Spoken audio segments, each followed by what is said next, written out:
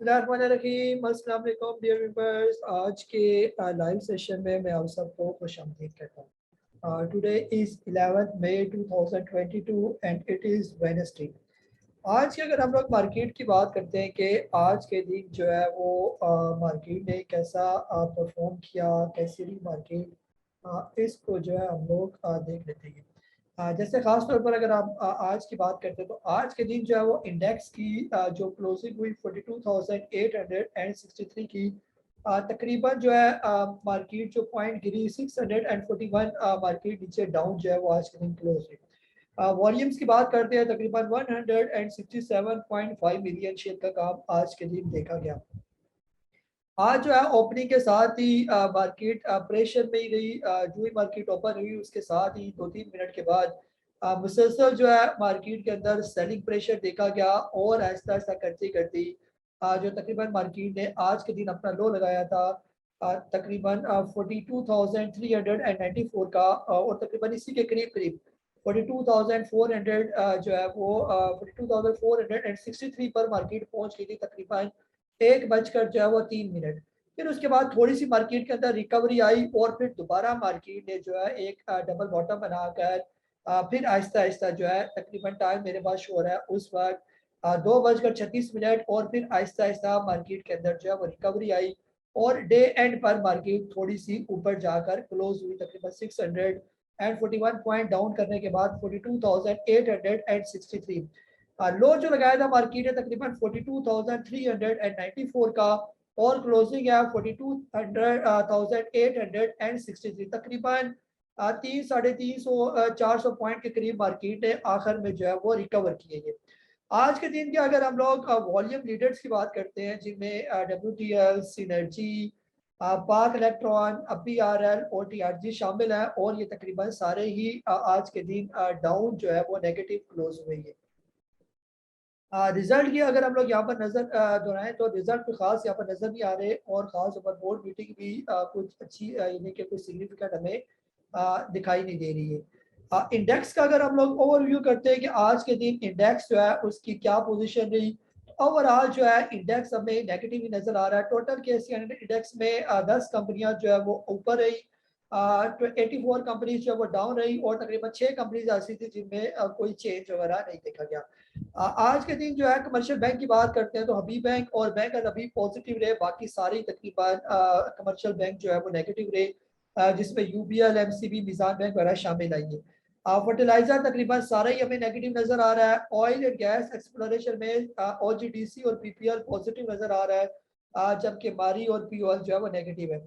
आज पूरा दिन तकरीबन सीमेंट सेक्टर सारे ही प्रेशर में रहा, IT सेक्टर सारे ही प्रेशर में रहा, पावर जनरेशन में जो है वो तकरीबन सारे ही प्रेशर में रहे हैं ये स्वाय कोट अद्दू के IBPs में। ऑटोमोबाइल असेंबलर में भी तकरीबन सारे ही जो ऑपरेशन भी नजर आ रहे हैं और ऑयल एंड गैस मार्केटिंग में भी तकरीबन PSO वगैरह और या इसके साथ वाले सारी स्टॉक तकरीबन प्रेशर में ही आज के दिन नजर आएंगे। आज के दिन जो है वॉल्यूम्स की बात करते हैं तो वॉल्यूम जो है तकरीबन 167.5 मिलियन का जो काम देखा गया, वो तकरीबन पिछले 5 दिन के एवरेज वॉल्यूम से जो है वो कदरे बेहतर ही नजर आ रहे हैं, यानी एवरेज से बेहतर वॉल्यूम आज के दिन जनरेट हुई है।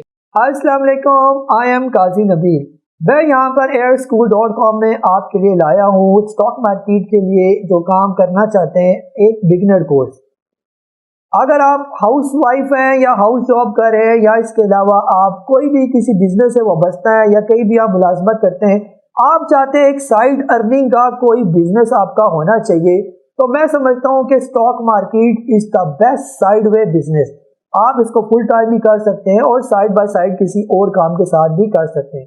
और ये ऐसा काम है कि आपके मोबाइल पर यानी ऑनलाइन आप इसमें काम करते हैं। पाकिस्तान स्टॉक मार्केट एक ऐसी मार्केट है जहां पर लोग बेतहाशा पैसा कमाते हैं। सिर्फ यहाँ पर जिस चीज की कमी है वो सीखने की कमी है। हम लोग बगैर सीखे इस कारोबार में आते हैं। शायद यही वजह है कि बहुत से लोगों से आपने सुना होगा कि स्टॉक मार्केट में हमें नुकसान होता है।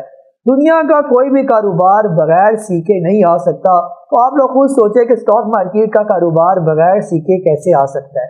अगर आप स्टॉक मार्केट में इंटरेस्टेड हैं, और आपको इंटरेस्टेड होना भी चाहिए क्योंकि ये एक ऐसा बिजनेस है जिससे आप बेतहाशा पैसा कमाते हैं और इस बिजनेस से आपका मुल्क पाकिस्तान भी तरक्की करता है। तो ऐसे में ये जो बिगनर प्रोग्राम है जहां पर आपको सिखाया जाएगा कि कहां पर आपने अपना अकाउंट ओपन करना है, कैसे ओपन करना है, कौन सा ब्रोकर आपने चूज करना है, अकाउंट ओपन के बाद आपकी क्या स्ट्रैटेजी होनी चाहिए, चार्ट एनालिसिस क्या होते हैं, कैंडलस्टिक्स क्या होती है, टेक्निकल्स क्या होते हैं और फंडामेंटल्स क्या होते हैं, और खास तौर पर जो साइकोलॉजिकल बिहेवियर होता है वो क्या रखना पड़ता है स्टॉक मार्केट का काम करते हुए या काम करने से पहले। तो जितनी भी बेसिक चीजें ऑलमोस्ट वो सारी हमने कवर की हैं, और इसलिए आप देर ना करें और airschool.com में जो अभी हमने कोर्स लॉन्च किया है बेसिक कोर्स, उसको इनरोल करें और गेट रेडी हो जाए पैसे कमाने के लिए। आपका मैं मुंतज़िर रहूंगा। अस्सलाम वालेकुम। आज के अगर बुल्स एंड बियर्स की बात करते हैं तो आज के बियर्स जो है वो काफ़ी डोमिनेट है, जिनमें Hubco, FMC, UBL, system, Dawood Hercules, agro, Lucky Cement, PSO, Colgate, सारी तकरीबन आज जो है वो काफ़ी सॉलिड किस्म के स्टॉक हमें आज के दिन गिरते हुए नजर आए। जैसे हप्को की अगर हम बात करें, एफएमसी, ये काफ़ी जो है फंडामेंटली बहुत ही स्ट्रॉन्ग कंपनीज है, लेकिन आज के दिन ये भी नीचे आई। एग्रो, लकी, पीएसओ, ये वो स्टॉक्स हैं जो मार्केट को सहारा देने हैं, लेकिन आज इनके अंदर भी ठीक ठाक किस्म का जो है वो सेलिंग प्रेशर देखा गया। कुछ बुल्स की बात करते हैं जिनमें बैंक अल हबीब, ओजीडीसी, एआईसीएल, हबीब बैंक, बीपीएल, इसके अलावा जो है वो स्टैंडर्ड चार्टर बैंक वगैरह जो है वो शामिल है, लेकिन इनकी जो है वो जो स्ट्रेंथ है वो बहुत ही वीक ही हमें नजर आ रही है। ये अगर आज के दिन जो है मार्केट मैप पर भी अगर हम नजर दोहराएं तो मार्केट मैप हमें ओवरऑल जो है वो रेड ब्लड जो है रेड ब्लड बाथ जिसको कहा जाता है वही हमें तकरीबन नजर आ रहा है, जिसमें परसेंटेज वाइज जो है वो डब्ल्यूटीएल अच्छी परसेंटेज के साथ नीचे गिरा, Tele, Hum network, Synergy, PRL, Flying Cement, double GL, G tech, Unity, Treet Corporation, Pak electron, DCL जो है, दीवान सीमेंट, ये बड़ी परसेंटेज के साथ जो है वो नीचे आए। वॉल्यूम भी इनके सिग्निफिकेंट नजर आ रहे हैं इनके साइज के हिसाब से। ये इसके अलावा जो है एवियन, नेटसो, टीपीएल, डीजीकेसी, इसके अलावा एफसीसीएल, पावर, पाइनियर, पीपीएलपी, एएनएल, ये सारी तकरीबन आज इस ब्लड बाथ का जो है वो हिस्सा है। ये इवन ट्रिपल जीएल, सीएसआईएल पैकेजेस जो है, पाक जनरल इंश्योरेंस, ये सारी तकरीबन आज के जो है वो मार्केट मैप का हिस्सा है। पोर्टफोलियो इन्वेस्टमेंट की बात करते हैं तो पोर्टफोलियो इन्वेस्टमेंट में जो है आज के दिन अगर सेलिंग प्रेशर की बात करते हैं तो किसकी तरफ से आज बाइंग हुई और सेलिंग हुई है। आज के दिन जो है जो हैरान कुन बात है कि फॉरेन की तरफ से कोई थोड़ी बहुत आज के दिन बाइंग देखेगी, लेकिन ये मामूली सी बाइंग थी जो मार्केट को जो वो सहारा ना दे सकी। यानी जो मार्केट आखिर में गिरी होगी उसके बाद जो थोड़ी बहुत बाइंग आखिर में हमने देखी आखिरी तकरीबन 1 घंटे में, वो फोरन की तरफ से बाइंग हो सकती है। ये जिनमें जो है ओवरऑल अगर नेट फोरन का डाटा करें तो $0.7 मिलियन की बाइंग जो है वो फोरन की तरफ से हुई। जो फॉरेन कॉर्पोरेट की तरफ से $0.49 मिलियन की बाइंग है, ओवरसीज पाकिस्तानी की तरफ से $0.26 मिलियन की बाइंग नजर आ रही है। लोकल क्या की तरफ से ओवरऑल सेलिंग है। लोकल में खास तौर पर जो इंडिविजुअल जो है, जब ये हुकूमत चेंज हुई थी तो इंडिविजुअल बाइंग में लगा हुआ था, लेकिन अब पिछले कुछ दिनों से हम देख रहे हैं कि इंडिविजुअल मुसलसल जो है वो सेलिंग में लगा हुआ है। तकरीबन $4.989 मिलियन की सेलिंग जो है वो सिर्फ इंडिविजुअल की तरफ से देखी गई। कंपनीज की तरफ से $0.124 मिलियन की सेलिंग, इसके अलावा एनबीएफसी, म्यूचुअल फंड ये सेलिंग में रहे। बैंक्स और अदर ऑर्गेनाइजेशन, ब्रोकर फर्म्स और इंश्योरेंस कंपनीज की तरफ से थोड़ी बहुत जो है वो हमें बाइंग ही नजर आई है। आज के दिन जो है अगर हम लोग कैंडल्स की बात करते हैं तो कैंडल्स ने आज कैसा जो है वो बिहेव कर रहे हैं, जैसे हम लास्ट टाइम भी बात कर चुके थे।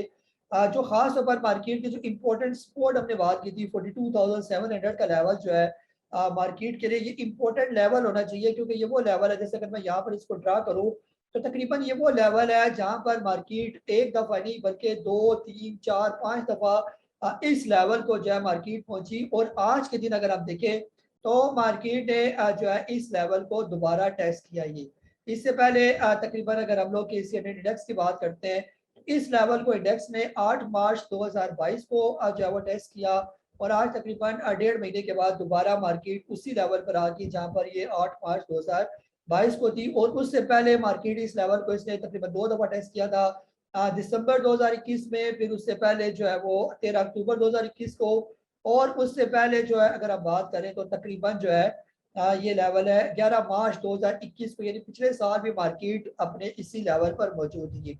यहाँ पर अगर हम ये भी कहें कि जहाँ पिछले साल मार्केट खड़ी थी वहीं पर ही मार्केट अपनी जगह पर पहुंच गया है।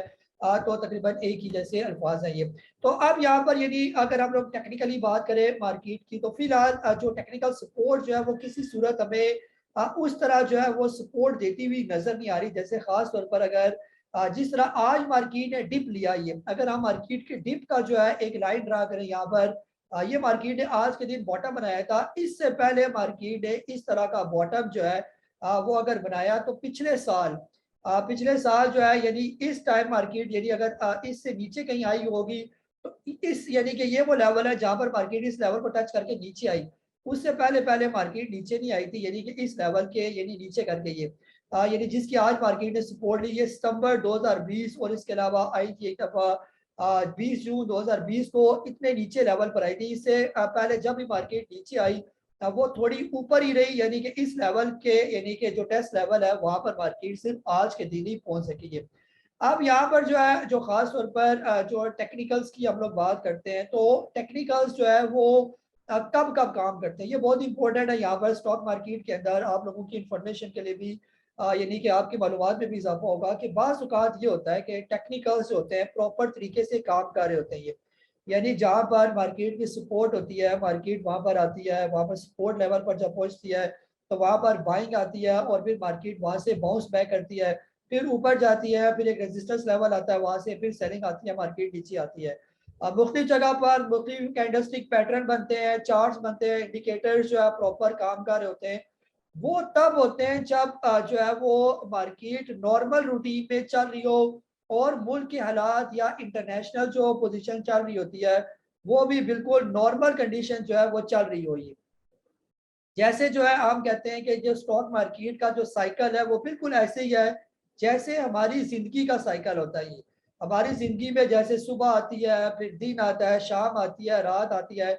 इसी तरह अगर हम अपनी जिंदगी की बात करते हैं तो अपनी पर्सनल जिंदगी के अंदर कभी दुख भी आते हैं, कभी गम भी आते हैं, कभी मूड ठीक होता है, कभी मूड थोड़ा सा दरमियाना सा होता है, कभी मूड खराब भी होता है। तो जैसे हमारी जिंदगी चल रही होती है, बिल्कुल स्टॉक मार्केट भी हम कहते हैं कि ऐसे ही चल रही होती है ये।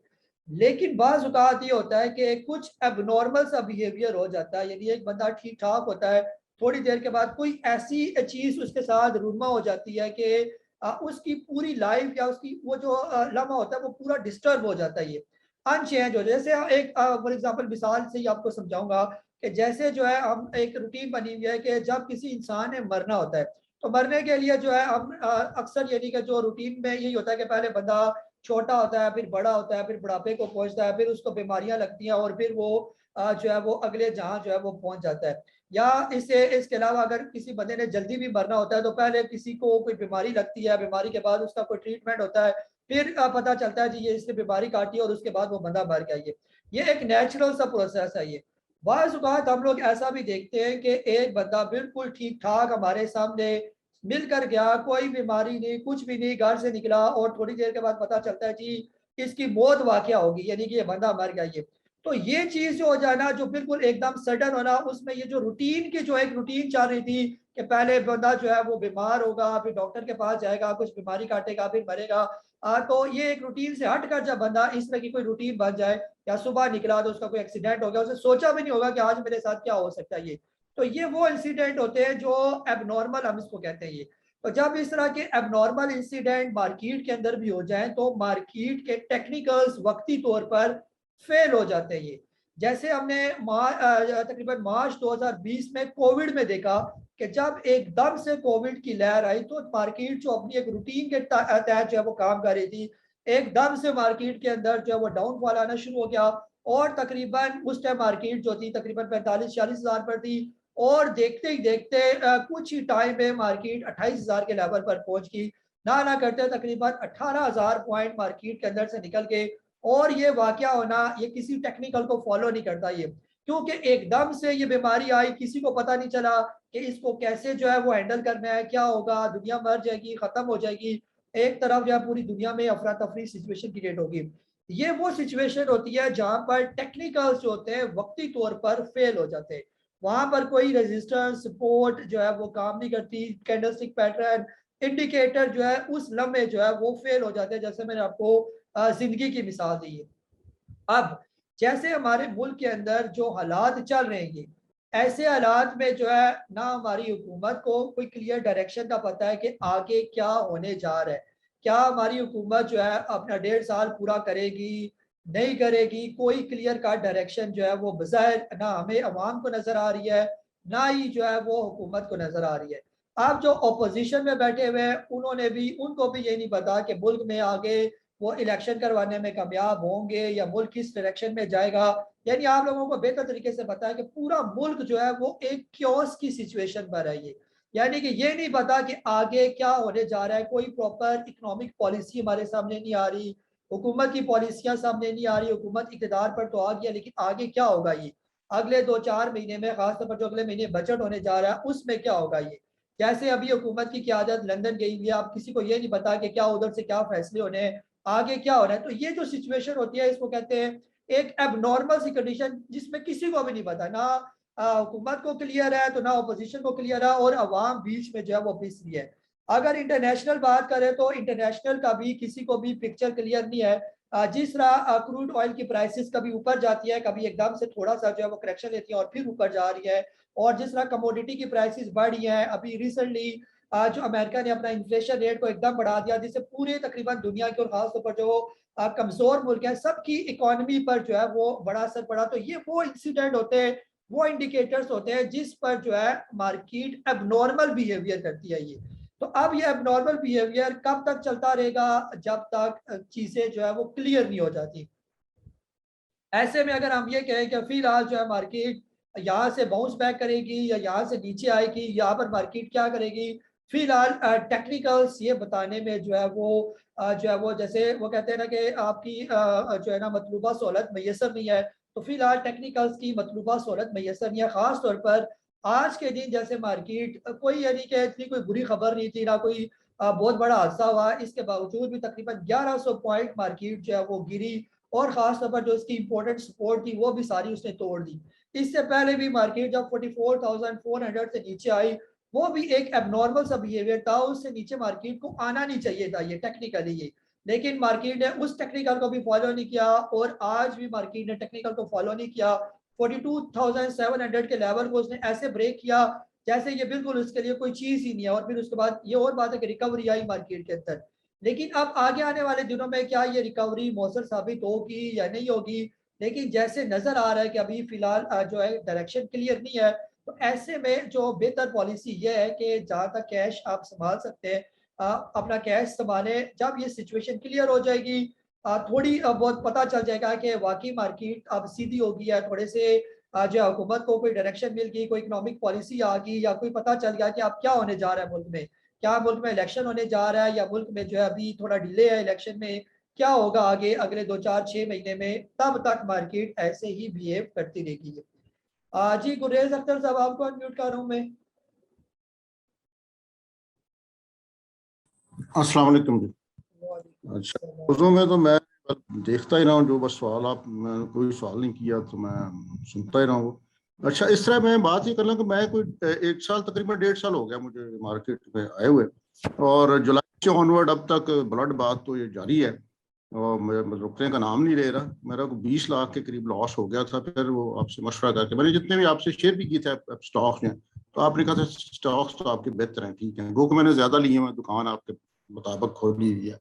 तो उसमें अब ये है कि जो अपना फिर पेनी स्टॉक में भी मैंने किया, वो जो 5 आपने बताए हुए हैं, उसमें मेरा लॉस जो तकरीबन वो जा रहा है अपना 24% के करीब, 10 से लेके 24% के करीब जा रहा है। इसी तरह वो जो ऑटो सेक्टर है उसमें तो कोई 46% के करीब है, और रिफाइनरी में भी कोई 15 से 30% के करीब है। आपका जो ऑडियो मैसेज मैंने सुना था उसमें तो मुझे यही समझ आ रही है कि मुझे जो है इसमें से फिलहाल निकल जाना चाहिए, चाहे मेरा 40% लॉस है या कितना है।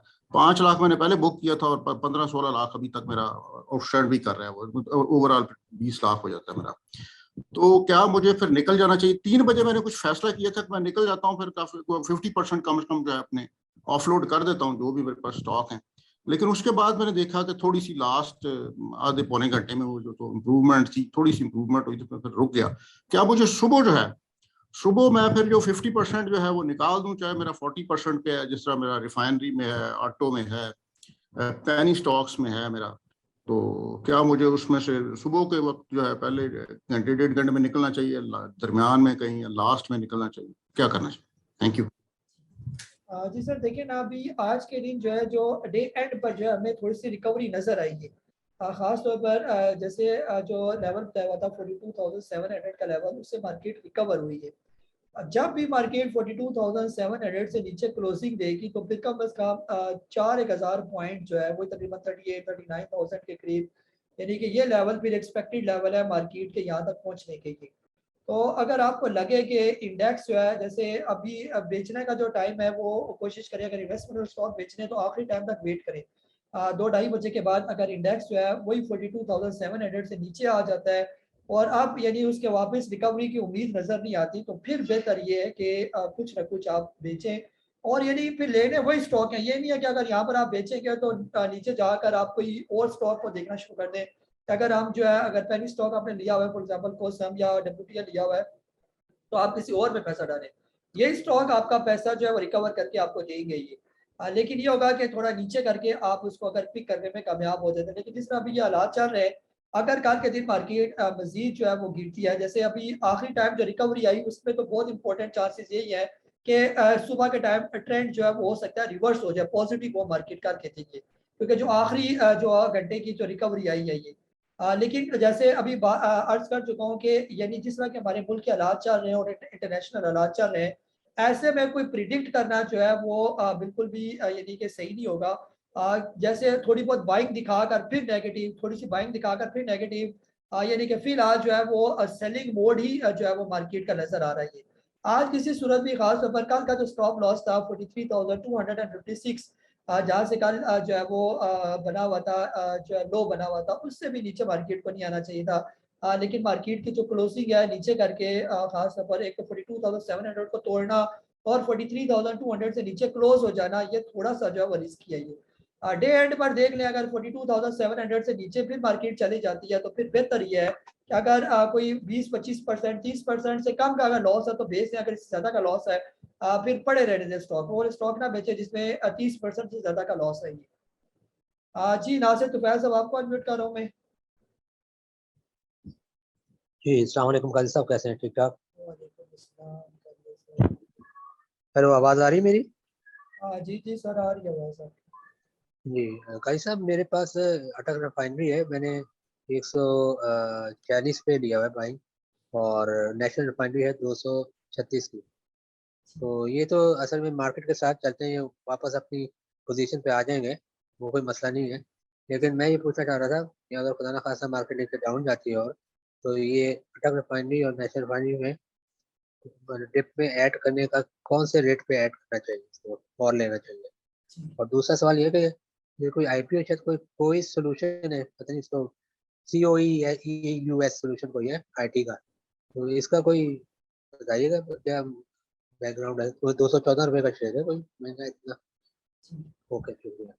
जी जी सर, जो है ना, सबसे पहले जो अभी हालात चल रहे हैं ना, उसमें आईपीओ के लिए तो बिल्कुल भी आप अप्लाई ना करेंगे।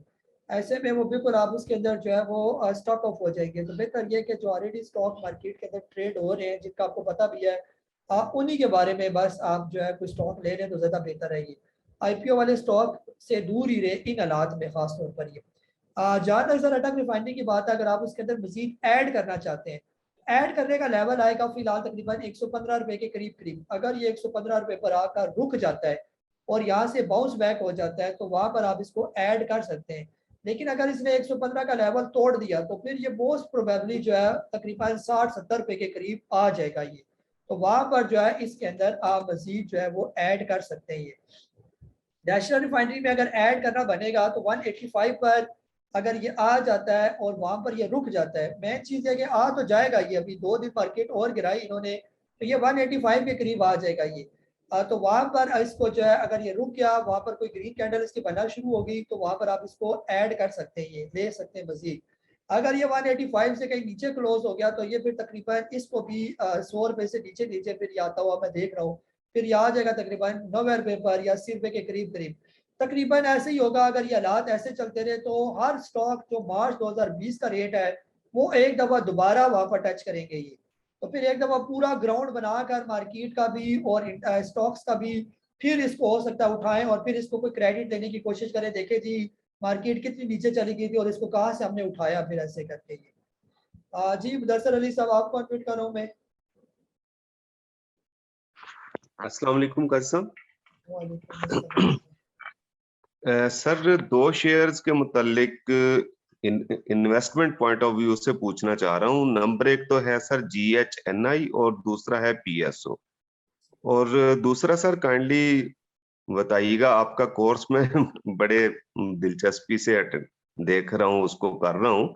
उसमें जहाँ पे आपने RSI का कॉन्सेप्ट समझाया था, वहां पे एक डाइवर्जेंस थी। तो वो जो डाइवर्जेंस का कॉन्सेप्ट है या उसका वो प्रोसेस हमने उसमें समझा है, वो अभी के सारे स्टॉक्स में तो कहीं भी नहीं नजर आ रहा। वो किस वक्त बनेगा, जिस वक्त ये अपना बॉटम लगा के वापस आएगी? आज मुझे लग रहा था जैसे G-Tech में थोड़ा सा बन रहा हो, या फिर मेरी वो अपनी, क्योंकि मैं इतना एक्सपर्ट तो उसमें हुआ नहीं। आप जरा काइंडली बताइएगा सर। जी सर, जो है ना RSI के डाइवर्जेंस जो है वो पहले बनना शुरू हो जाएंगे। अभी स्टॉक बिल्कुल सीधा नहीं होगा, यानी स्टॉक जो है नीचे जा रहा होगा, डाइवर्जेंस पहले ही डाइवर्ट होना शुरू हो जाएंगे ऊपर की तरफ। तो ये इंडिकेशन होगा कि आने वाले दिनों में जो है वो ये स्टॉक घूम कर, यानी कि अपना ट्रेंड इसका चेंज होने वाला है। फिलहाल जो है डाइवर्जेंस तो कई बार भी नजर, मेरा नहीं ख्याल कि आपको नजर आएंगे जिस तरह के हालात चल रहे हैं अभी, क्योंकि इसके अंदर मजीद जो है वो मंदी नजर आ रही है मार्केट के अंदर। ऐसे में जो है वो डाइवर्जेंस जो है वो कैसे बनेंगे फिर ये। किसी एक आध का कहीं मैं अगर स्टडी में अगर आ गया डाइवर्जेंस तो आपके साथ मैं शेयर कर दूंगा। तो अगर कहीं नजर, यानी कि बस ये आप इसका कंसेप्ट देखेंगे, सिर्फ डाइवर्जेंस को आपने समझ रहे हैं, स्टॉक नीचे आ रहा हो और डाइवर्जेंस ऊपर की तरफ जा रहे हो, तो ये इंडिकेटर है कि आने वाले दिनों में वो स्टॉक भी ऊपर जाएगा। ये अब कब जाएगा? जब आपको कोई कैंडल स्टिक पैटर्न नजर आए, कोई कैंडल नजर आए जो ट्रेंड रिवर्सल होगी, वो भी अपने कोर्स में सीखा हुआ है, तो फिर आप अपनी पोजीशन बना लें उसमें।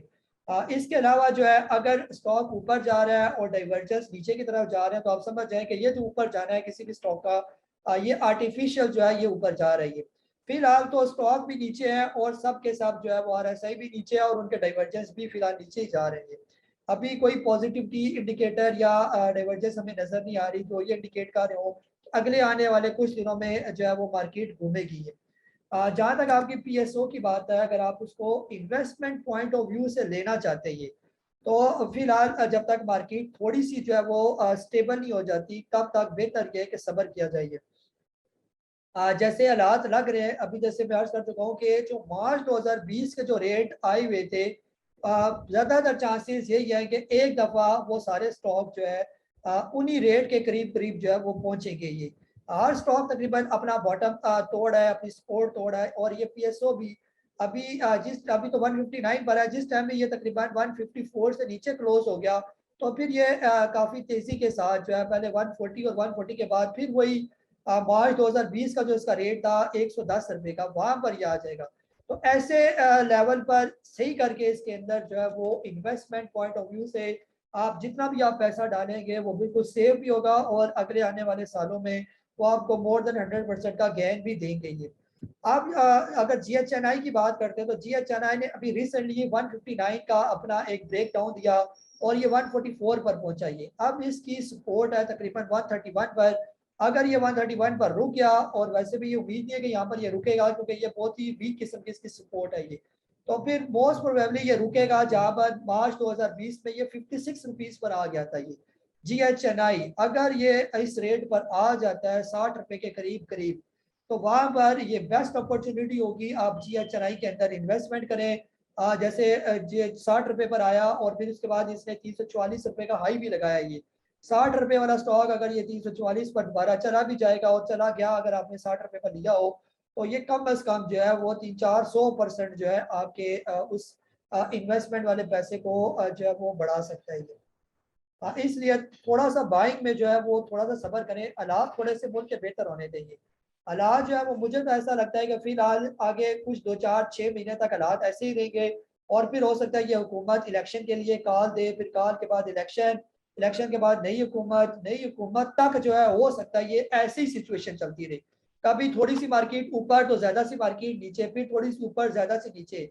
अगर ये सिचुएशन चलती रही तो तकरीबन मार्केट ऐसे लेवल पर आ जाएगी कि ये स्टॉक जो है आपको औने पौने दामों में जो है वो मिलेंगे। तो वहां पर जिसके पास होगा पैसा, कैश, फ्री कैश, वही जो है वो प्रॉपर खरीद पाएगा, अदरवाइज तो मैक्सिमम लोग तो ट्रैप हुए होंगे। ये जी मोहम्मद आरिफ साहब, आपको अनम्यूट कर रहा हूँ मैं। जी अस्सलाम वालेकुम कारी साहब। जैसा भी आपने सिचुएशन बताई है मार्केट की, तो उस लिहाज से जो है वो ज़ाहिर है कोई ज़्यादा अच्छी जो है वो पिक्चर नहीं है स्टॉक मार्केट की। मगर जैसे अब आपने कहा कि क्योंकि सारे ही अट्रैक्टिव हो रहे हैं स्टॉक और सेक्टर, तो ज़्यादा आप कौन सा कहेंगे कि अगर उस पोजीशन पे आ जाती है 2020 की, तो कौन सा जी ज़्यादा बेहतर सेक्टर होगा जिसके अंदर आप इन्वेस्ट कर सकें? तो काइंडली ज़रा उस पे रोशनी जी डालिएगा प्लीज़। Thank you. जी। जी सर, जो है वो तकरीबन जो ज़्यादा वोलेटाइल वाले जो सेक्टर है वो दो ही है मेन। एक तो आपका जो है वो रिफाइनरी सेक्टर है और दूसरा आपका आईटी सेक्टर है। ये तकरीबन इन दोनों सेक्टर के अंदर जो है वो जान नज़र आती है, जो बहुत तेज़ी के साथ जो है रिकवर करेंगे ये। और इसमें जो है खास तौर से अभी आज कर चुका हूँ, अगर अटक रिफाइनरी आने वाले दिनों में हालात ऐसे हो जाते हैं और अटक रिफाइनरी दोबारा वही वाले लेवल जो मार्च 2020 का लेवल था, तकरीबन 56 रुपीज़ के राउंड अबाउट ये आ गया था। अगर इस दफ़ा फिर ये आ जाता है और आपको ये अपॉर्चुनिटी मिल जाती है और आपके पास कैश भी हो, तो बिल्कुल आंखें बंद करके जो है इसके अंदर पैसा डाला चाहिए। इसके अलावा नेशनल रिफाइनरी की बात की जाए तो नेशनल रिफाइनरी मार्च 2020 में 75 रुपीज़ पर आ गया था ये। या चले 100 रुपए पर भी आ जाए या 100 रुपए से कोई थोड़ा नीचे आ जाए, तब भी ये बिल्कुल जबरदस्त किस्म का स्टॉक होगा जो आने वाले दिनों में अच्छा खासा जो है वो आपके पैसों में जो है इजाफा कर सकता है ये। इसके अलावा आईटी सेक्टर में आप देखें कि अभी रिसेंटली जो बहुत तेजी के साथ नीचे आने वाला स्टॉक है वो है एवीएन और ऑक्टोपस। वो तो स्पीड नीचे आ रहे हैं और तकरीबन फंडामेंटली बहुत स्ट्रॉन्ग कंपनीज हैं ये। अगर ये नीचे आ जाती है, मार्च 2020 में एवीएन जैसा स्टॉक 15 रुपए पर आ गया था ये। अगर ये 15 रुपए पर आ जाता है और आप लेने में कामयाब हो जाते हैं, लेने में कामयाब तब होंगे जब उस वक्त आपके पास कैश होगा ये। अगर यहीं पर ही आपने अपना कैश कहीं ऊपर के लेवल पर ट्रैप किया होगा तो वो फिर निकालना मुश्किल हो जाएगा ये। और इसने 15 रुपए का लो लगाने के बाद 144 तकरीबन 150 के करीब 144 का इसने हाई भी लगाया। 15 रुपए का स्टॉक अगर ये 144 रुपए पर चला जाता है तो परसेंटेज वाइज तो मेरे हिसाब से ये 600-700% जो है ये बनता है ये। तो ये बेस्ट स्टॉक होगा एवीएन। और ऑक्टोपस भी जिस स्पीड के साथ नीचे आ रहा है मुसलसल, अभी ये तकरीबन अपने कोई बॉटम रेट के करीब पहुंच गया, 58 का इसका बॉटम लगा हुआ है ये। और अगर ये भी टूट गया तो ये जहां से ये स्टार्ट हुआ था, जो इसका आईपीओ वाला रेट था 42, वहां पर आने के लिए ये रेडी हो जाएगा ये। लेकिन हालात अगर ऐसे ही रहे तो ये 42 पर भी जाकर रुकेगा नहीं ये, क्योंकि 42 पर ये जब ओपन हुआ था आईपीओ वाले दिनों में, उस वक्त इसका कोई वॉल्यूम नहीं था, ये तो लॉक टू लॉक ऊपर जा रहा था। तो यहाँ पर ये जो वॉल्यूम है इसका, ये बिल्कुल भी इसको सपोर्ट का काम नहीं करेगा, बल्कि ये बहुत तेजी के साथ यहाँ से नीचे आएगा। अगर आने वाले दिनों में ऑक्टोपस भी 15, 16, 20 रुपए के रेट पर कहीं आ जाता है तो ये भी जो है जबरदस्त किस्म का स्टॉक बनेगा ये। इसके अलावा आईटी सेक्टर का एक और स्टॉक जो है सिस्टम इंटरनेशनल जो है, सिस्टम लिमिटेड। सिस्टम जो है अभी रिसेंटली जो है आप लोगों ने इसको देखा भी होगा कि ये अच्छा खासा ऊपर जाकर जो है अब आहिस्ता आहिस्ता जो है वो दोबारा नीचे आने की तरफ जो है वो गामजन है। अभी जो है सिस्टम जो है तकरीबन 334 रुपए पर चला गया और इसकी एक आखिरी सपोर्ट रह गया 300 रुपए की। अगर ये 300 रुपए की सपोर्ट को तोड़ देता है तो सिस्टम आ जाएगा तकरीबन 200 रुपए के करीब करीब।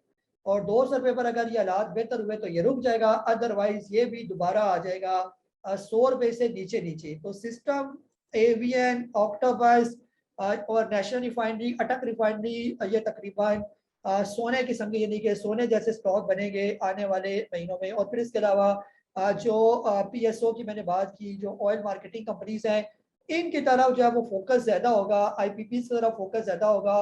क्योंकि अगर आईएमएफ से आपके कर्जे मिलने हैं, पैसे मिलने हैं, तो इन्हीं सेक्टर्स को जो है वो प्रमोट किया जाएगा, ये इनको पैसे दिए जाएंगे तब ये चलेंगे ये वाले।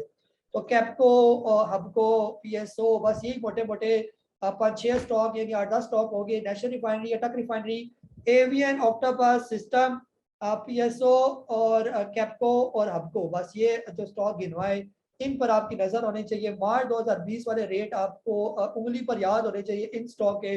अगर आने वाले 6 महीनों में ये इन लेवल्स पर पहुंच गए तो आपके पास अगर कैश होगा तो इनके अंदर आप इन्वेस्टमेंट करें और फिर आराम से बैठ कर जो है वो फिर नोट गिनने के लिए तैयार हो जाएंगे।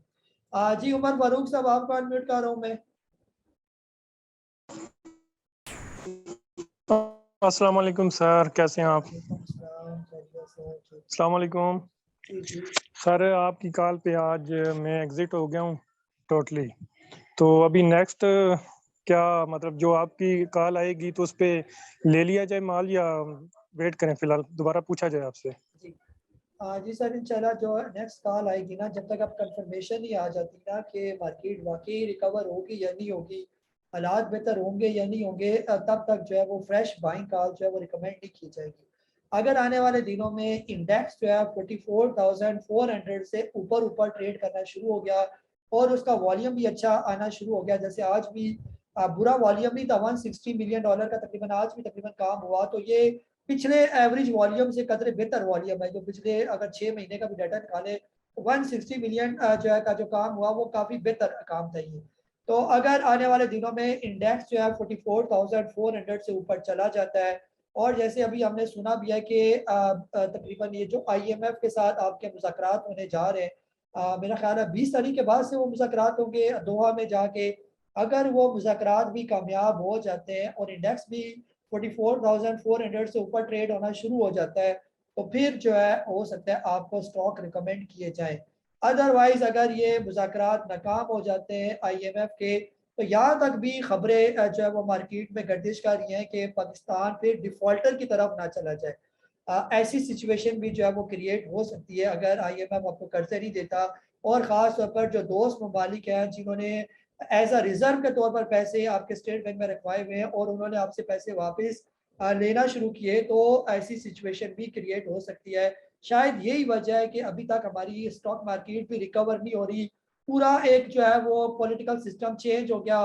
कल भी जैसे बात की कि अपोजिशन वाले हुकूमत में आ गए, हुकूमत वाले अपोजिशन में चले गए, ये वाला सिस्टम खत्म हो गया, लेकिन इसके बावजूद भी मार्केट कहीं ठहर नहीं रही है। स्टॉक मार्केट अपनी जगह सपोर्ट नहीं पकड़ी कहीं भी, क्योंकि फिर हम बार बार वही बात करते हैं कि जो चीज़ जो है वो बड़े प्लेयर को पता होती है वो हमें नहीं पता होती है।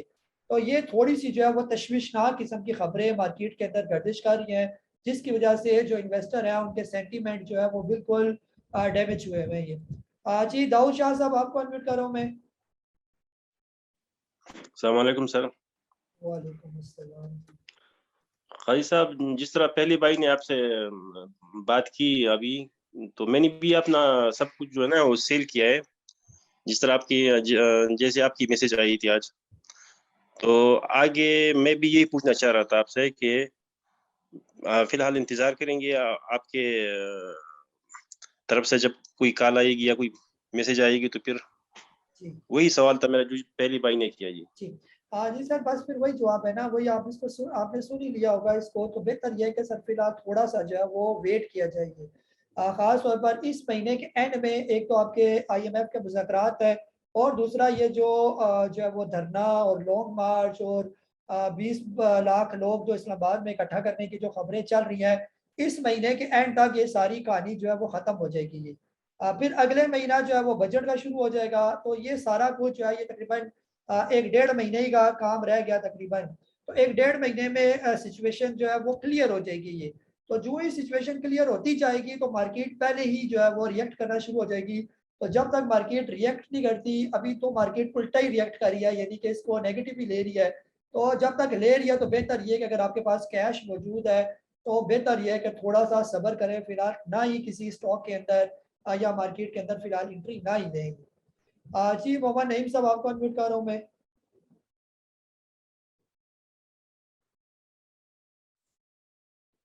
जी मोहम्मद नईम साहब। अस्सलाम वालेकुम साहब, कैसे हैं? वालेकुम अस्सलाम। ठीक है, तबीयत सही है। अच्छा कैसे साहब, आज मैंने वो आपके मैंने डिस्कस किया था एडबा के हवाले से, वो सेल करने के लिए वो सेल हुआ नहीं आज। आपने कहा 160 से नीचे आए तो सेल कर दीजिएगा। तो आज उसकी जो मतलब बाइंग थी 150 160 की और सेलिंग 157 पे थी, लेकिन वो सर सेल आउट नहीं। अब दूसरा छोटा गंदारा मुझे बताइएगा, अगर कल थोड़ा सा 60 मतलब उसको सेल आउट कर दूं या उसको मतलब होल्ड करके रखूं आप?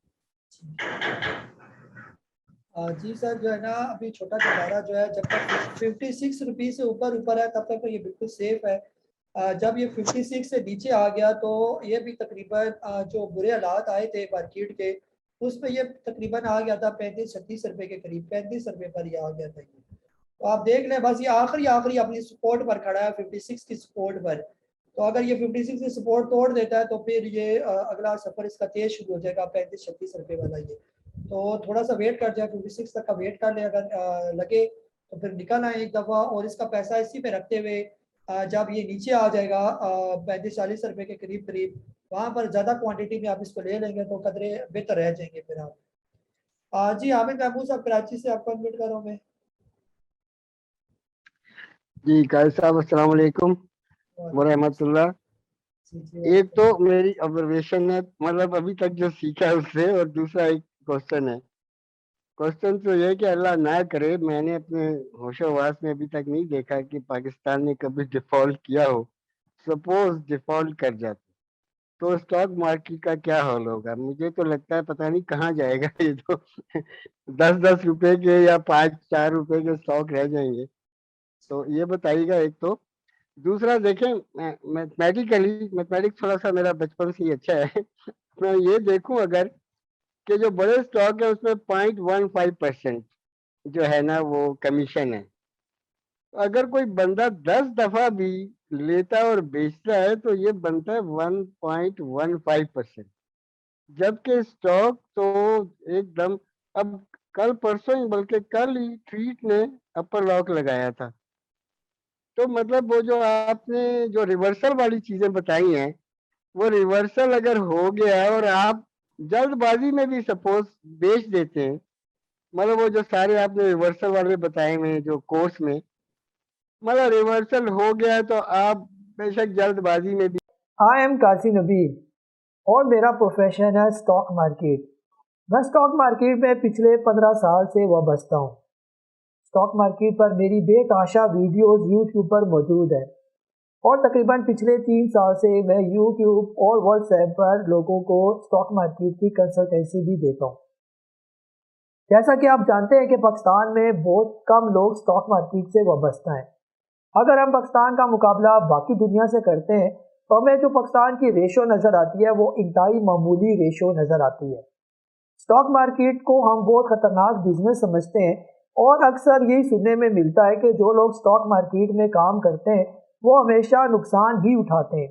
लेकिन जो लोग मुझसे वाबस्ता हैं वो बेहतर तौर पर जानते हैं कि जो हमारी फिलॉसफी है और बेसिक जो कंसेप्ट है स्टॉक मार्केट का, कि जब तक आप इसको सीख कर नहीं करेंगे तब तक चाहे स्टॉक मार्केट हो या दुनिया का कोई भी बिजनेस हो, आप उसमें जो है कामयाब नहीं हो सकते। यही वजह है गाय बगाए हम स्टॉक मार्केट के कोर्सेज भी कराते हैं। अब जो मेरा कोर्स airschool.com में आया हुआ है, आप लोगों को सबको इन्विटेशन है कि ये कोर्स लाजमी करें। खास तौर पर जो हमारा मीडियम कोर्स है ये उन्हीं लोगों के लिए डिज़ाइन किया गया जो स्टॉक मार्केट में ऑलरेडी काम करें। इस कोर्स में आप लोगों को ना सिर्फ चार्ट एनालिसिस बल्कि इसके अलावा different indicator, chart stick patterns, इसके अलावा डिफरेंट जो है पैरामीटर, साइकोलॉजिकल बिहेवियर और इवन जो बेसिक जो है कंसेप्ट साइकोलॉजी का कि स्टॉक मार्केट में कैसे और किस सोच के साथ आपने काम करनी है, ये सारी चीज़ें मीडियम कोर्स के अंदर हमने एक्सप्लेन की हुई है।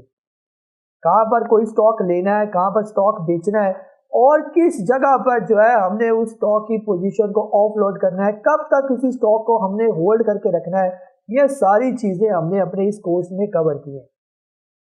तो देर ना कीजिए, इस कोर्स को फौरन सब्सक्राइब करें और इस एजुकेशन लर्निंग में खास तौर पर स्टॉक मार्केट में आप इंटर हो जाए। मैं आपको यकीन से कह सकता हूँ कि इस कोर्स को करने के बाद जो आप ऑलरेडी पहले गलतियाँ कर चुके हैं वो दोबारा आप गलतियाँ नहीं करेंगे।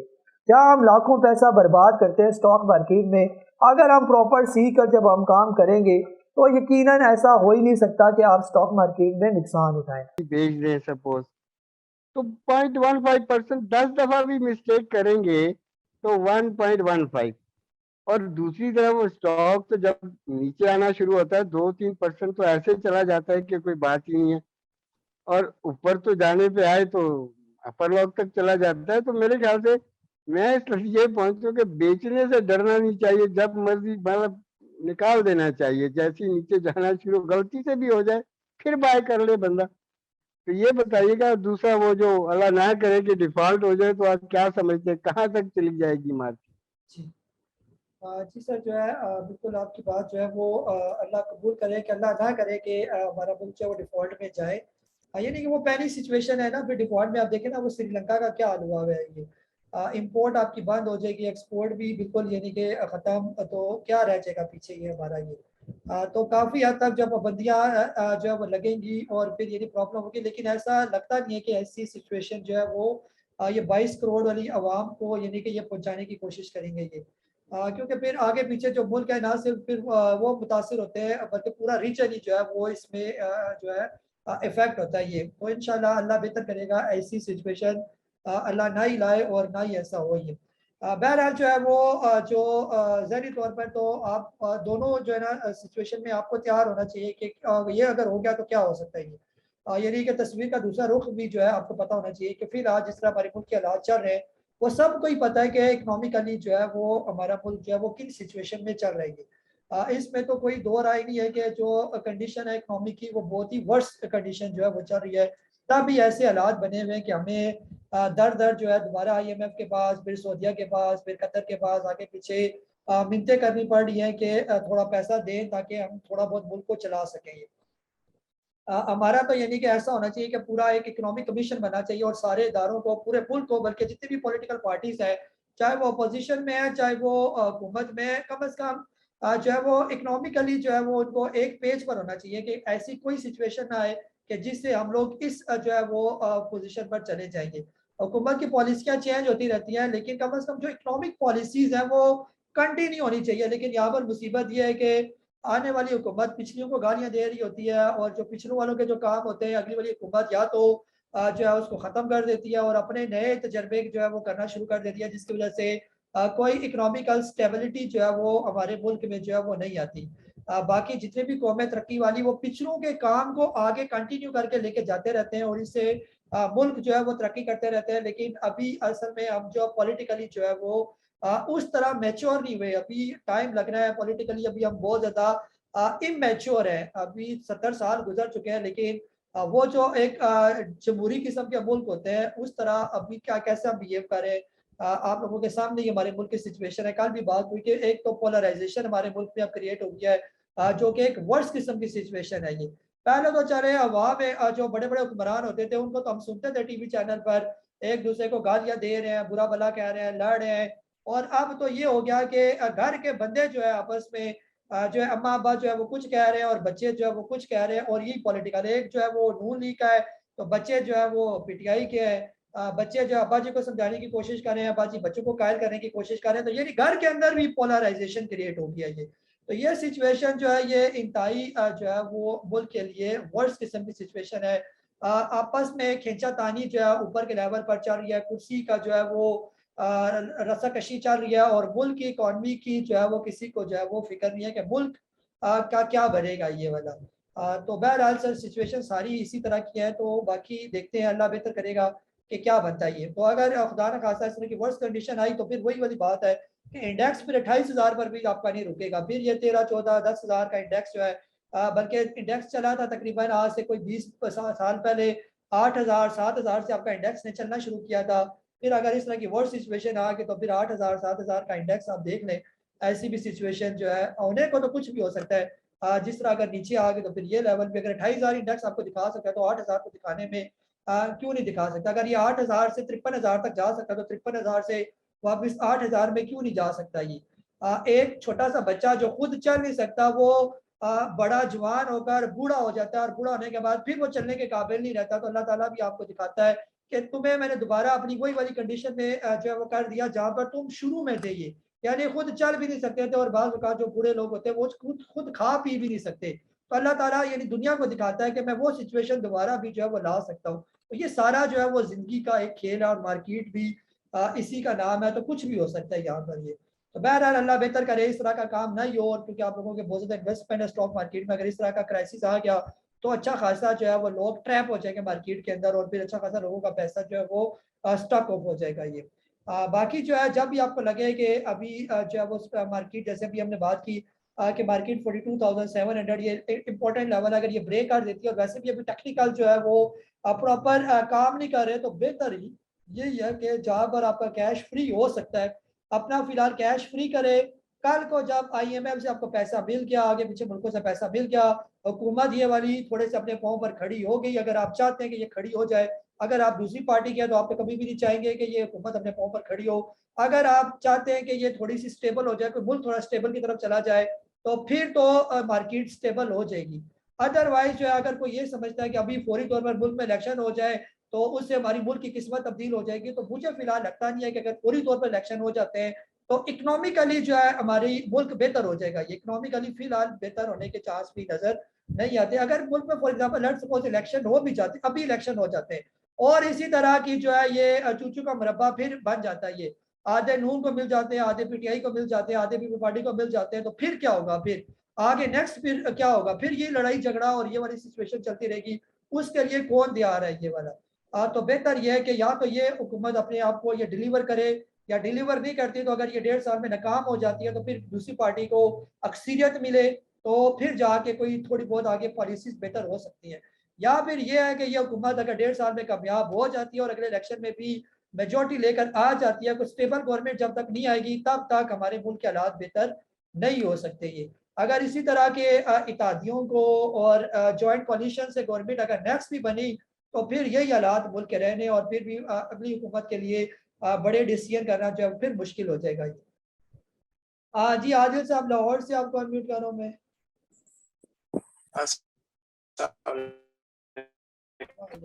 सर मार्केट के हालात तो थोड़े खराब ही लग रहे हैं, लेकिन मैंने 2 शेयर्स जो हैं वो लॉन्ग टर्म के लिए लिए हुए थे, जिसमें के इलेक्ट्रिक है और पाकिस्तान नेशनल शिपिंग कॉर्पोरेशन है। के इलेक्ट्रिक मैंने तकरीबन 3 रुपए के करीब लिया हुआ है और मैं इसके 5 साल का ग्राफ देख रहा था, तो यह ऑलमोस्ट अपने सपोर्ट पे ही खड़ा है और शायद आज इसने थोड़ी सपोर्ट ली भी होगी। तो मुझे इन दोनों स्टॉक्स का और सेम इसी तरह ये PNSE का भी यही हिसाब है, अगर 5 साल का मैं देखूं तो ऑलमोस्ट ये अपने बॉटम के करीब ही है। तो क्या इसकी कोई सपोर्ट आप बता देंगे कि अगर उसको ब्रेक किया तो मैं इसको सेल कर दूं, या फिर इसको रखी रखूं जब तक ये अपने पिछले 5 साल के सपोर्ट को ब्रेक नहीं करता? इसकी इन दो के अलावा सर ट्रीट है मेरे पास, तो मेरे ख्याल से जिस तरह आपने कहा कि इसको तो सेल कर ही देना चाहिए अगर कल भी मार्केट नीचे आती है तो काइंडली सजेस्ट करना। जी सर बिल्कुल, अगर ट्रेड जो है वो 30 रुपये से नीचे कहीं आ जाता है या ना भी अगर मार्केट नीचे आ जाती है तो फिर बेहतर ये कि आप ट्रेड को फिलहाल जो है वो निकाल सकते हैं। फिर क्योंकि अगर यहाँ से इंडेक्स नीचे आया तो ट्रेड भी वही मार्च 2020 वाला जो रेट है ट्रेड का वो तकरीबन मेरे ख्याल 10 रुपये था, वो उस वक्त 10 रुपये के करीब ट्रेड कर रहा था मार्च 2020 में ये। तो इसके अंदर मजीद आने की जो है नीचे आने की गुंजाइश मौजूद है, लेकिन ऐसा नहीं है कि ये नीचे आएगा तो फिर ऊपर नहीं जाएगा। अगर ये 10 रुपये पर आया तो फिर इसने हाई भी लगाया 65 रुपीज़ का, ये तो वक्ती प्रेशर आएगा मार्केट में स्टॉक में, लेकिन रिकवरी भी उसी तरह जो है वो फिर होगी। बाकी जो है के इलेक्ट्रिक जो है 2 रुपये 50 पैसे से जब तक ऊपर है तब तक ये बिल्कुल ठीक है। जब ये 2 रुपये 50 पैसे से नीचे कहीं क्लोज होगा तो फिर ज़्यादा चांसेस है कि ये फिर 1 रुपये 80 पैसे और 1 रुपये 70 पैसे के करीब जो है वो आएगा ये, क्योंकि ये 5 साल में तो इस रेट पर नहीं आया, लेकिन अभी जो है जिस तरह हालात हैं अगर ये आ गया तो ये पिछले तकरीबन जो 8 से 8-10 साल पहले का इसका लो लगा हुआ है 1 रुपया 32-40 पैसे का, वहां तक फिर ये आ जाएगा। ये PNSE जो है बिल्कुल स्ट्रॉन्ग किस्म का स्टॉक है, इसमें कोई परेशानी वाली बात नहीं है, लेकिन अभी भी ये तकरीबन अपने 5 साल लो पर खड़ा है। ये 49 का तकरीबन लो लगा हुआ है इसका, जो तकरीबन इससे पहले कि इसने लो लगाए हुए ये। अगर इसका कोई बुरा वक्त आ गया और ये 49 से कहीं नीचे आ गया तो फिर ज्यादा चांसेस ये है कि एक दफा ये आया हुआ था 2011, 12, 13 की बात है 15-16 रुपए के रेट पर ये, तो फिर ये उस रेट की तरह फिर आने की कोशिश करेगा, लेकिन जब तक ये 48-49 रुपीज से ऊपर है तब तक जो है इसको ना ही बेचे, इसको आप होल्ड ही करके रखें। जब इससे नीचे आने की कोशिश करें तो फिर आप एक दफा जो है इससे भी जो है वो निकलना बनेगा। जी इम्तियाज अली साहब आपको अनम्यूट कर रहा हूँ मैं।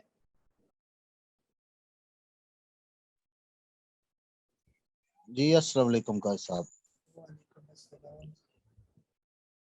काजी साहब अस्सलाम वालेकुम। जी वालेकुम सलाम सर, आपकी आवाज़।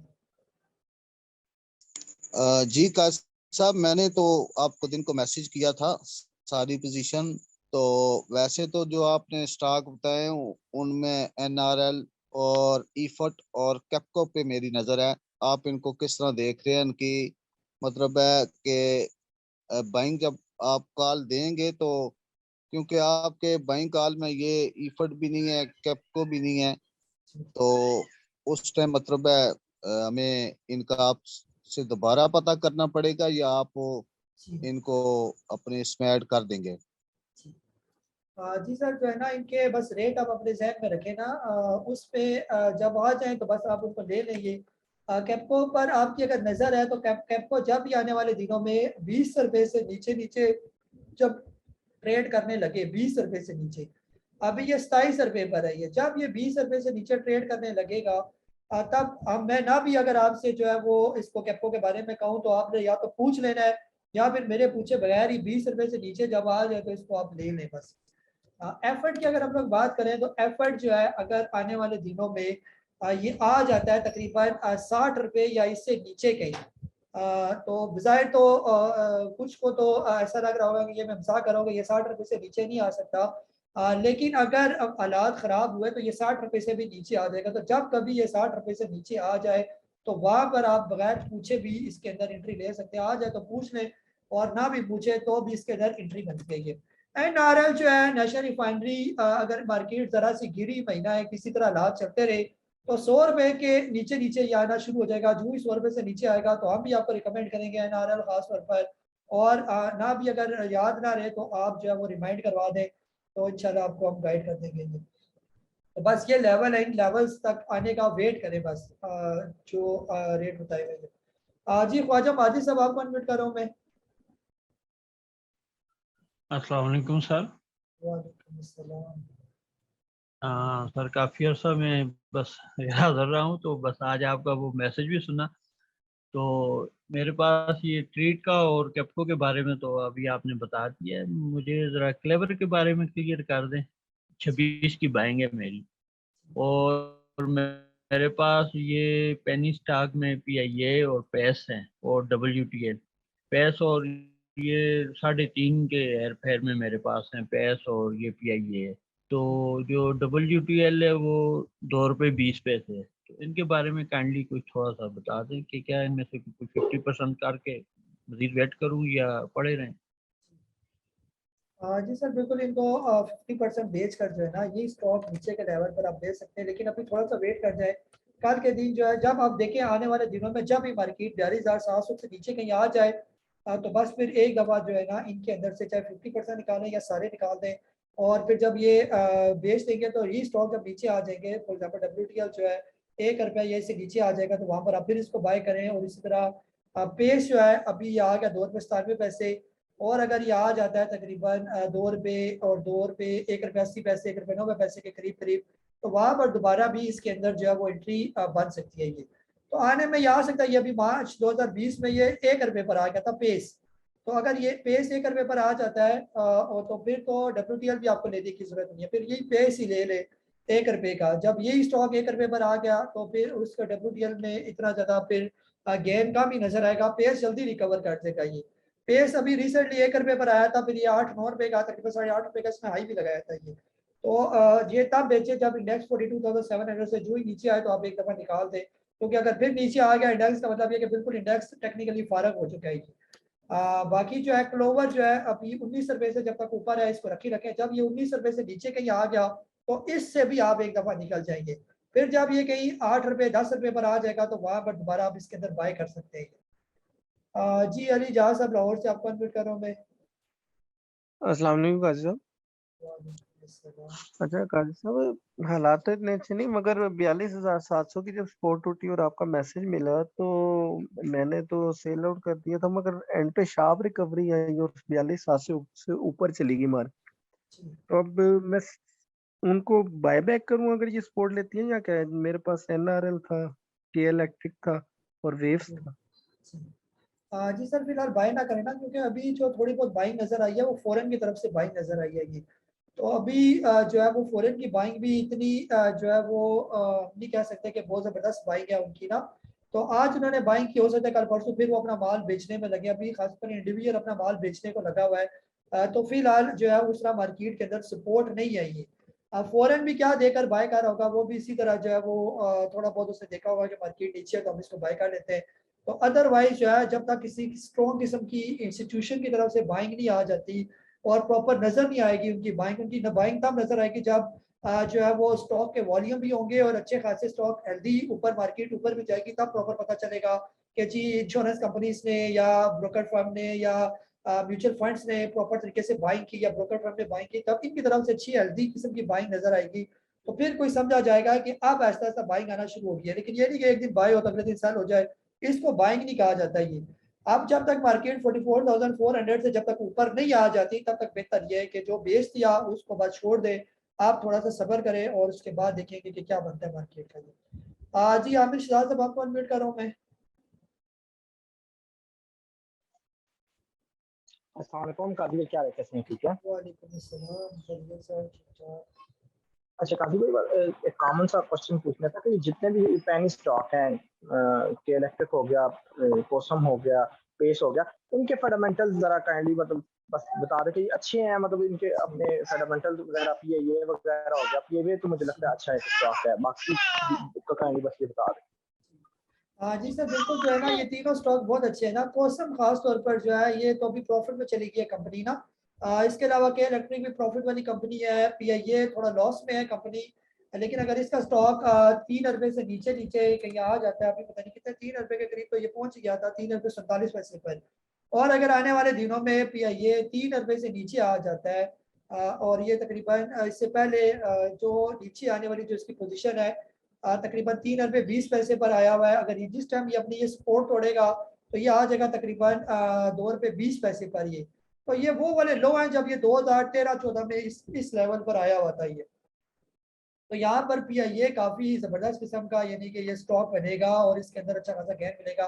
फंडामेंटली इन तीनों कंपनीज के अंदर कोई प्रॉब्लम नहीं है, ना कि इलेक्ट्रिक में, ना पीआईए में और ना कोसम में। ये फंडामेंटली ये तीनों कंपनी जो है वो बिल्कुल स्ट्रॉन्ग कंपनीज हैं ये। और यानी कि टेक्निकली अगर इन लेवल्स पर आ जाते हैं तो बिल्कुल जबरदस्त है। के इलेक्ट्रिक अगर ये हालात जरा और खराब हो, के इलेक्ट्रिक भी 2 रुपए से करके नीचे आ जाता है तो फिर तो WTL या इस तरह के स्टॉक को छोड़कर के इलेक्ट्रिक पर आप आ जाइए। के इलेक्ट्रिक जो है वो कदरे बेहतर है, यानी कि जल्दी रिकवरी के उसके चांसेस है कि वो जल्दी रिकवर हो जाएगा ये। इसी तरह पीआईए अगर कहीं 2 रुपए से या 2 रुपए के करीब आ जाता है तो ये बहुत जबरदस्त अपॉर्चुनिटी है पीआईए के अंदर इन्वेस्टमेंट करने की। पीआईए 2 रुपए से 7 रुपए तक 50 दफा ऊपर गया हुआ है ये। WTL 1.5 रुपए से 4 रुपए तक बहुत हुआ तो 3-4 दफा गया होगा ये। लेकिन ये स्टॉक कम से कम 8-10 बहुत ज्यादा दफा ऊपर गया हुआ है, तो ये जल्दी रिकवरी आपके बनाएंगे। जी मोहम्मद नईम साहब आपको अनम्यूट कर रहा हूं मैं।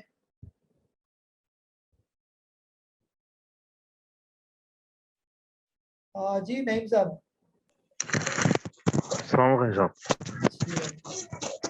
अच्छा कैसा वो मैंने भी आपसे क्वेश्चन पूछा था उसका एडबा क्या सर, उसका नहीं बताया हमने सर। जी सर एडबा देखे ना, जो एडबा अगर जो है ना वही मार्केट अगर 42,700 से नीचे आती है तो बेहतर ये है वो भी टाइम 2:30-3 बजे के बाद का हो तो एडबा से भी एक दफा आप निकल आए, क्योंकि मार्च 2020 में एडबा आया हुआ था 80 रुपए के रेट पर ये।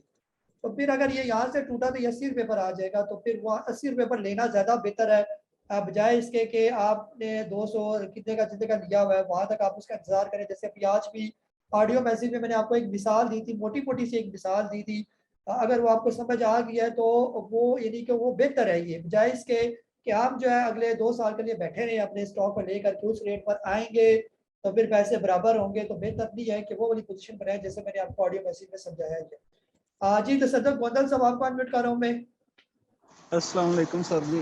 वालेकुम अस्सलाम। सर जी मैंने कैप्को का पूछना था, ले लूं इधर जिधर है अभी? जी नहीं सर, कैप्को थोड़ा सा सब्र करें ना। कैप्को अभी 27 रुपए पर आ गया तो थोड़ा सा वेट करें, जैसे हालात चल रहे हैं अगर कैप्को थोड़ा सा 1-2 झटके लाकर 20 रुपए या इससे पीछे आ जाए तो फिर बेशक ले लें इसको।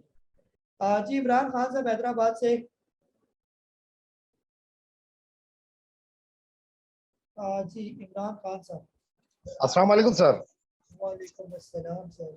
सर कैसे हैं, ठीक ठाक हैं सर? बड़े दिनों बाद आपसे मुलाकात हो रही है, आपसे बातचीत हो रही है। सर मेरा सवाल तो खैर अगर किसी ने कर लिया तो वो एक अलग बात है, बहरहाल मेरा ये कि थोड़ा सा आपसी मालूमात ये करनी थी सर। ये बता देंगे सर कॉसम की जो आपने मुझे पुराना चार्ट जो आपने सबको जो शेयर किया था, उसमें कॉसम का एक्यूमुलेशन जो जोन था वो, उसमें तकरीबन आपने ₹2.43 की आपने एक्यूमुलेशन जोन जहां से स्टार्ट होता है, तो वहीं पे सर वहीं से स्टार्ट कर लें या ₹3 से जहां से नीचे से अगर मिलना शुरू हो जाए तो सर वहां से जमा करना शुरू कर दें सर उसको?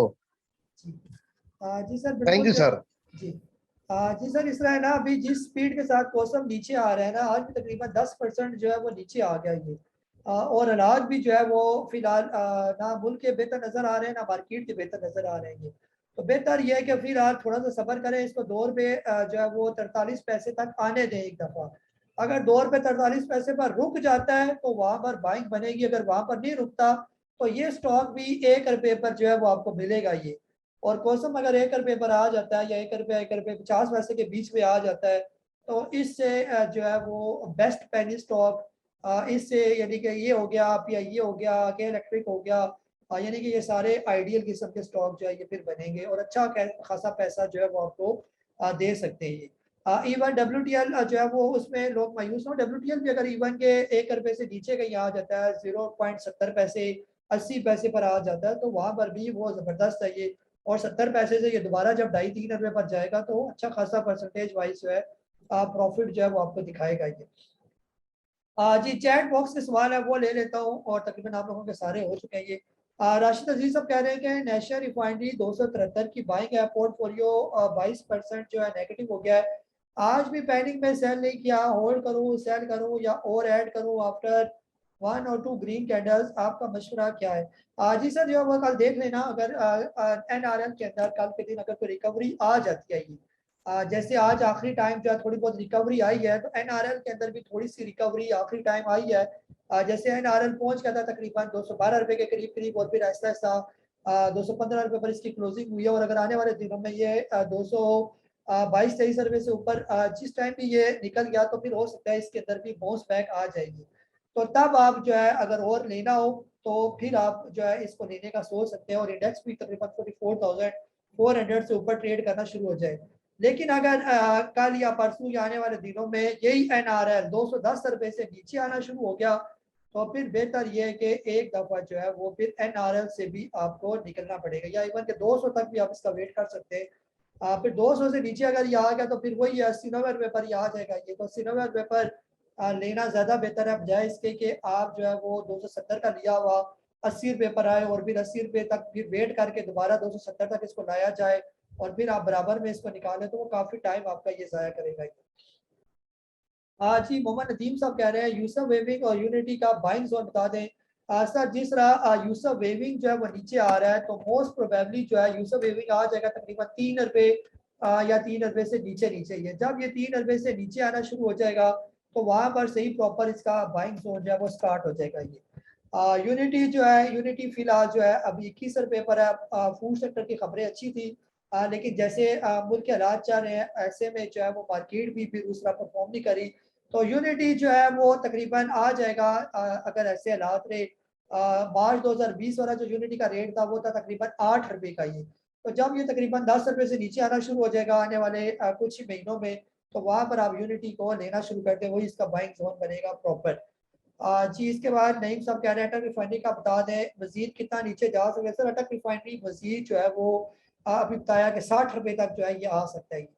आदिल साहब कह रहे हैं कि ऐसी सिचुएशन में डिविडेंड वाले स्टॉक में सर कुछ भी ना लें ये फिलहाल, डिविडेंड वाले स्टॉक भी ना लें ये। अगर डिविडेंड में खास तौर पर आप एग्रो फर्टिलाइजर लेना चाहते हैं, अगर ये एग्रो फर्टिलाइजर आने वाले 2-3 महीनों में आपको ₹60 या इससे नीचे कहीं मिल जाता है तो ज्यादा बेहतर नहीं है, बजाय से कि आप ₹90 पर जाकर उसको ले रहे हैं अभी, या कैप्को जो अभी ₹27 पर है।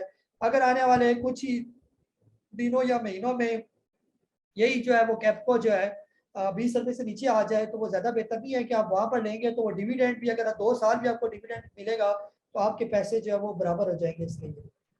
जी लास्ट हैंड रेज है सोहेल अनवर साहब मुल्तान से, आपको अनम्यूट कर रहा हूँ। अस्सलाम वालेकुम सर, मैं जरा काम चला गया था इसलिए मैं लेट हो गया, सॉरी। तो सर एक तो मैंने HBL लिया हुआ था 108 का, तो आज फिर मैं इसको बेचने भी लगा था 100 के करीब, फिर मैं रुक गया, मैंने कहा सर से बात करके फिर बेचूंगा, तो वो इसको निकाल दूं फिर मैं? 102 पे आज क्लोज हुआ है, 102.50 पे, जी तो थोड़ा सा लॉस है फिर। जी सर अभी और दूसरा मैंने सर यूनिटी और आगाज वो मैंने बेच दिया था आपकी कॉल पे, वो फिर जब आप कहेंगे फिर ले लेंगे। बस HBL का बता दें सर जरा। जी और सर मेरा GH चैनल भी 78 का बेचा हुआ है, तो उसके पैसे भी पड़े हैं, वो भी जब आप कॉल देंगे तो GH चैनल भी ले लेंगे।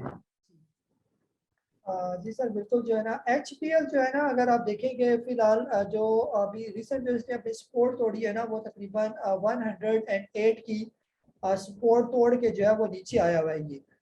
तो अब जो है मजीद ये है कि 94 पर अब इसकी सपोर्ट है, अगर ये जब भी कभी 94 से नीचे आएगा तो फिर तेज़ी के साथ जो है ये नीचे इसका डाउनफॉल लगेगा ये। और इसके जो ज़्यादा लो लगे हुए हैं, वैसे तो ये ज़्यादा नीचे आता नहीं है स्टॉक। इवन के मार्च 2020 वाले भी अगर आप इसके लो की बात करते हैं तो वो भी तकरीबन यही 94 95 के लो लगे हुए हैं। अगर खुदा ना खास्ता ये आने वाले दिनों में 94 20 से कहीं नीचे आ जाता है तो फिर ज़्यादा चांसेस ये है कि फिर ये भी तेज़ी के साथ नीचे आएगा, और नीचे आने के बाद जहाँ पर इसके लो लगे हुए हैं 35-36 रुपए के लो भी इसने दिखाए हुए हैं माजी में ही। पहले आएगा ये 85 रुपीज़ पर, 85 के बाद अगला लो 35-36 रुपए का लो है इसका ये। तो यहाँ पर फिर जो है ये पहुंच सकता है। तो बेहतर ये है कि अगर कल या परसों ये आपके रेट के थोड़े से करीब आ जाए 104 105 रुपए के करीब भी अगर ये आ जाता है तो वहाँ पर आप लाजमी एक दफ़ा निकल जाए, या 100 रुपए से भी नीचे अगर ये 2-2.5 बजे के बाद का टाइम हो और ये 100 रुपए से नीचे ट्रेड होना शुरू हो जाए तो बेहतर ये कि एक दफ़ा आप इसके अंदर से भी निकल जाएंगे। फिर जहाँ गए ये नीचे आएगा, जहाँ पर ये सपोर्ट लेगा, अपना ग्राउंड बनाएगा, वहाँ पर जो है इसको आप दोबारा ले सकते हैं। और ये बहुत ज़बरदस्त डिविडेंड वाला स्टॉक है। अगर आने वाले दिनों में कहीं ये नीचे आ जाता है 60 70 50 रुपए के करीब करीब, वहाँ पर आप इसको लेने में कामयाब हो जाते हैं तो एक तो क्वांटिटी भी ज़्यादा आपको मिल जाएगी और फिर जो डिविडेंड ये देता रहता है वो भी आप ज़्यादा अच्छे तरीके से जो है वो इंजॉय कर सकते हैं। ये थी हमारी आज की जो है लाइव सेशन। ओवरऑल अगर हम लोग इसको कंक्लूड करें तो फिलहाल जैसे पहले भी बताया हुआ कि फिलहाल मार्केट टेक्निकल को उस तरह जो है वो सपोर्ट नहीं करी, एबनॉर्मल बिहेवियर है मार्केट का, और ये एबनॉर्मल बिहेवियर तब तक चलता रहेगा जब तक मुल्क के अंदर खास तौर पर कोई पॉलिटिकल जो है वो एक कोई डायरेक्शन नहीं आ जाती या स्टेबिलिटी नहीं आ जाती। स्टेबिलिटी तब आएगी जब ये रोज रोज के धरने वाली सियासत खत्म हो जाएगी, या प्रॉपर मुल्क कोई इलेक्शन की तरफ नहीं चला जाता, या कोई प्रॉपर एक डायरेक्शन हमें नजर नहीं आ जाती कि अब यानी कि जो है वो गालम गलोच वाला कल्चर खत्म हो गया और उस तरह जो एक हिजान सी क्योस वाली सिचुएशन जो है वो थोड़ी सी स्टेबल हो चुकी है। जब तक ये नहीं होता, अगर इसी तरह मुल्क आने वाले दिनों में चलता रहा तो फिलहाल मार्केट भी ऐसे ही एबनॉर्मल बिहेव करेगी, कभी एक दिन ऊपर तो अगले दिन फिर नीचे, फिर थोड़ी सी ऊपर, फिर 4 दिन नीचे, ऐसे ही मार्केट चलती रहेगी। तो ऐसे में बेहतर ये है कि जो है वो साइड लाइन हुआ जाए, यानी कि जब कोई बंदा गाड़ी भी चला रहा होता है तो अगर कहीं धुंध एकदम आ जाती है, आगे का जो है वो कोई चीज नजर नहीं आ रही होती, तो बजाय इसके कि अंधेवा जो है वो गाड़ी चलाई रखें और किसी को आगे आप हिट करें या कोई आपको पीछे से हिट करे, बेहतर ये होता है कि अपनी गाड़ी को रोका जाए, बीच में ना रोका जाए, सड़क के साइड पर लगा दी जाए अपनी गाड़ी, साइड पर कर लें। बाकी जब तक ये धुंध क्लियर नहीं हो जाती, आगे आपको जो है सड़क क्लियर नजर नहीं आ जाती, तब तक गाड़ी ना चलाएं। तो यहाँ पर भी स्टॉक मार्केट के अंदर भी फिलहाल बिल्कुल एक क्लाउडी सा एक फॉग क्रिएट हो गया है कि आगे कुछ नजर नहीं आ रहा है। तो ऐसे में बेहतर यह है कि जो स्टॉक रखे हुए हैं उनको करे साइड पर, पैसा अपने हाथ में रखकर जो कुछ है तो वो रख के साइड पर हो जाए। आने वाले एक दिन, 2 दिन, 1 महीना, 2 महीने, 6 महीने, जब तक ये धुंध वाली सिचुएशन क्लियर नहीं होती तो बेहतर ये है कि साइड लाइन ही हुआ जाए। अगर साइड लाइन नहीं होंगे फिर बीच में आने की कोशिश करेंगे तो या आप खुद किसी के साथ हिट हो जाएंगे या पीछे से कोई आपको हिट कर देगा, तो दोनों सूरतों में नुकसान जो है वो आपका ही होगा। ये तो बस इसी के साथ ही इस सेशन को मैं कंक्लूड करता हूँ। अपना बहुत सारा ख्याल रखें। मुझे काजी नबील को आज के इस लाइव सेशन के साथ इजाजत दे। अल्लाह हाफिज।